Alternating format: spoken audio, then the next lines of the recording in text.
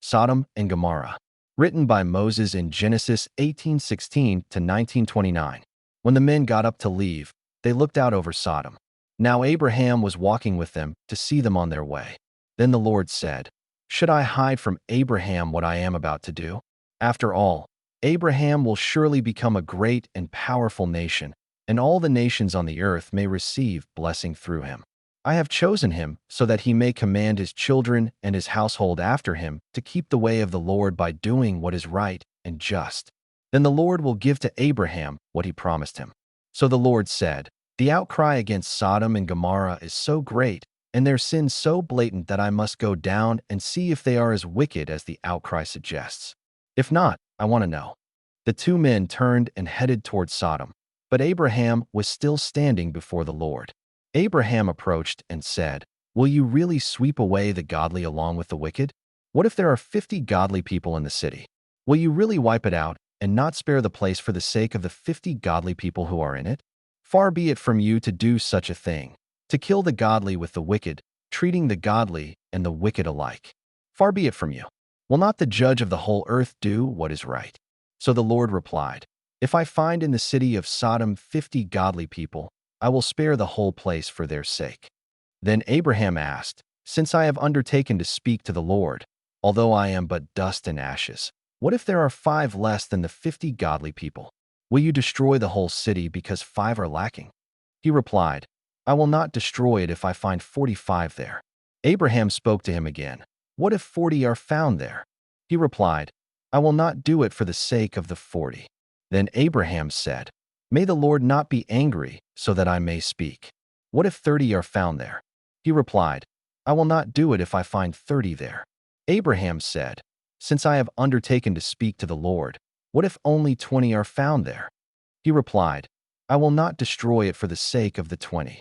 Finally Abraham said, "May the Lord not be angry so that I may speak just once more. What if 10 are found there?" He replied, "I will not destroy it for the sake of the 10. The Lord went on his way when he had finished speaking to Abraham. Then Abraham returned home. The 2 angels came to Sodom in the evening while Lot was sitting in the city's gateway. When Lot saw them, he got up to meet them and bowed down with his face toward the ground. He said, "Here, my lords, please turn aside to your servant's house. Stay the night and wash your feet. Then you can be on your way early in the morning." "No," they replied, "we'll spend the night in the town square." But he urged them persistently, so they turned aside with him and entered his house. He prepared a feast for them, including bread baked without yeast, and they ate. Before they could lie down to sleep, all the men, both young and old, from every part of the city of Sodom, surrounded the house. They shouted to Lot, "Where are the men who came to you tonight? Bring them out to us so we can take carnal knowledge of them." Lot went outside to them, shutting the door behind him. He said, "No, my brothers, don't act so wickedly. Look, I have 2 daughters who have never been intimate with a man. Let me bring them out to you, and you can do to them whatever you please. Only don't do anything to these men, for they have come under the protection of my roof." "Out of our way," they cried. "This man came to live here as a foreigner, and now he dares to judge us.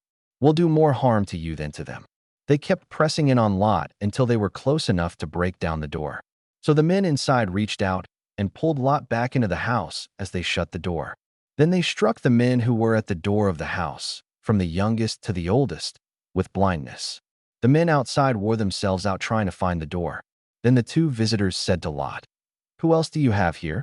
Do you have any sons-in-law, sons, daughters, or other relatives in the city? Get them out of this place, because we are about to destroy it. The outcry against this place is so great before the Lord that he has sent us to destroy it." Then Lot went out and spoke to his sons-in-law who were going to marry his daughters. He said, "Quick, get out of this place because the Lord is about to destroy the city." But his sons-in-law thought he was ridiculing them. At dawn the angels hurried Lot along, saying, "Get going. Take your wife and your 2 daughters who are here, or else you will be destroyed when the city is judged." When Lot hesitated, the men grabbed his hand and the hands of his wife and 2 daughters because the Lord had compassion on them. They led them away and placed them outside the city. When they had brought them outside, they said, "Run for your lives. Don't look behind you or stop anywhere in the valley. Escape to the mountains or you will be destroyed." But Lot said to them, "No, please, Lord. Your servant has found favor with you, and you have shown me great kindness by sparing my life. But I am not able to escape to the mountains because this disaster will overtake me and I'll die. Look, this town over here is close enough to escape to, and it's just a little one. Let me go there. It's just a little place, isn't it? Then I'll survive." "Very well," he replied. "I will grant this request too and will not overthrow the town you mentioned. Run there quickly, for I cannot do anything until you arrive there." This incident explains why the town was called Zor. The sun had just risen over the land as Lot reached Zor. Then the Lord rained down sulfur and fire on Sodom and Gomorrah. It was sent down from the sky by the Lord. So he overthrew those cities and all that region, including all the inhabitants of the cities and the vegetation that grew from the ground. But Lot's wife looked back longingly and was turned into a pillar of salt. Abraham got up early in the morning and went to the place where he had stood before the Lord.